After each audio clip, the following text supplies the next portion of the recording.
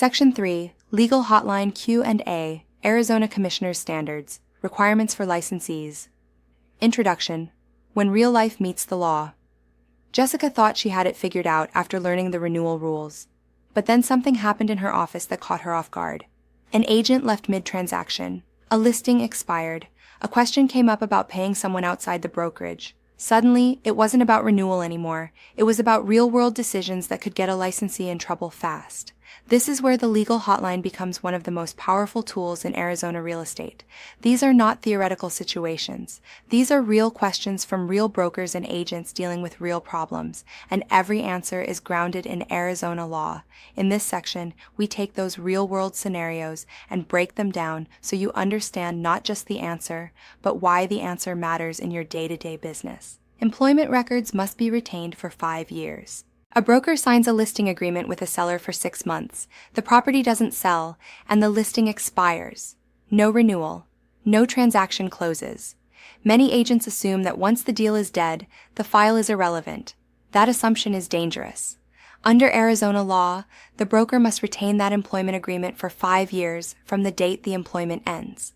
This requirement comes directly from ARS, Paragraph 32-2151-1. Which mandates that both transaction records and employment records be kept for a minimum of 5 years. This means even if nothing happens, no sale, no commission, no closing, the paperwork still matters. Imagine a complaint is filed 2 years later. Without that file, the broker has no defense. The takeaway is simple. If it was signed, it must be saved. Licensee can only work for one broker. An agent starts a transaction with brokerage A. 2 weeks later, the agent transfers their license to brokerage B. The client stays with brokerage A, and the deal is still active. The question is, can the agent continue helping that client? The answer is no. Arizona law is very clear. An agent can only perform real estate services on behalf of the broker they are currently licensed under. ARS, Paragraph 32-2153, and AAC R4-28-306 both reinforce that a licensee cannot represent multiple brokers at the same time or continue working on behalf of a former broker. This is where things get messy in real life. Relationships matter.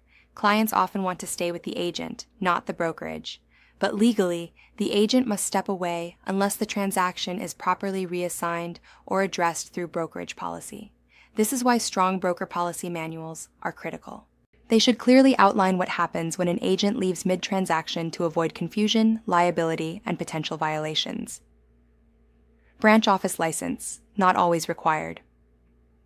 A broker has a primary office in Phoenix, but occasionally rents a conference room in Glendale to meet clients. Does this require a branch office license? Probably not. Under ARS Paragraph 32-2127A, a broker must obtain a branch office license only if they maintain more than one place of business. Occasional use of a rented conference room does not typically meet the definition of maintaining a separate office. The key word here is maintain.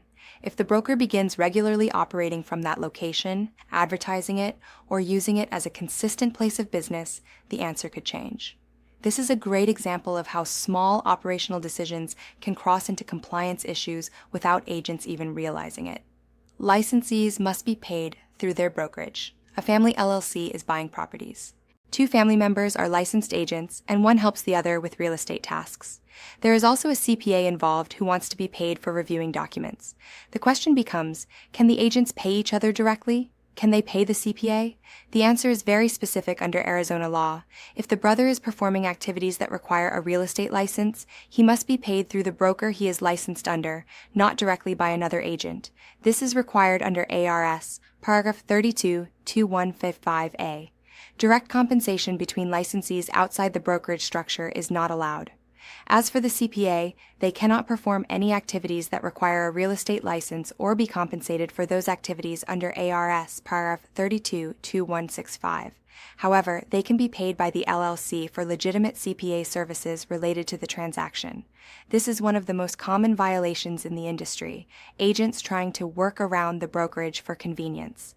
But the law is clear. All compensation tied to licensed activity must flow through the brokerage. PLLC name must reflect active licensees. A husband and wife create a PLLC called Smith & Smith PLLC, while both are licensed.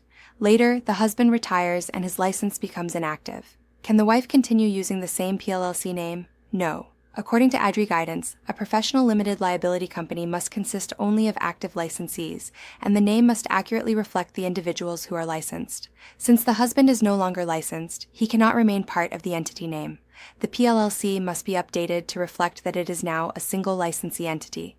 This might seem like a small detail, but it ties directly into consumer protection and transparency. The public must be able to clearly identify who is licensed and responsible for the services being provided. Bringing it all together. Small mistakes, big consequences. Every one of these legal hotline scenarios has something in common. They seem small at first. A file not saved, helping a past client, using a conference room, paying someone directly, keeping a business name the same, but each one connects directly to Arizona statutes and rules that carry real consequences. This is what separates top agents from risky agents. Top agents don't just sell homes. They understand compliance at a deep level. Because in Arizona real estate, it's not the big mistakes that get you in trouble first. It's the small ones you didn't even know mattered. Online discussion 1. Why do you think Arizona requires brokers to retain records for 5 years even if a transaction never closes? Answer: because disputes, audits, and complaints can arise years later, and maintaining records ensures the broker can defend their actions and demonstrate compliance. 2. What is the biggest risk when an agent switches brokerages mid-transaction? Answer: the biggest risk is unintentionally continuing to perform real estate services for the prior brokerage, which is a violation of Arizona law and can lead to disciplinary action. 3. Why does Arizona require all compensation for licensed activity to go through the brokerage? Answer: to ensure proper supervision, accountability, and compliance with licensing laws, preventing unauthorized or unregulated real estate activity.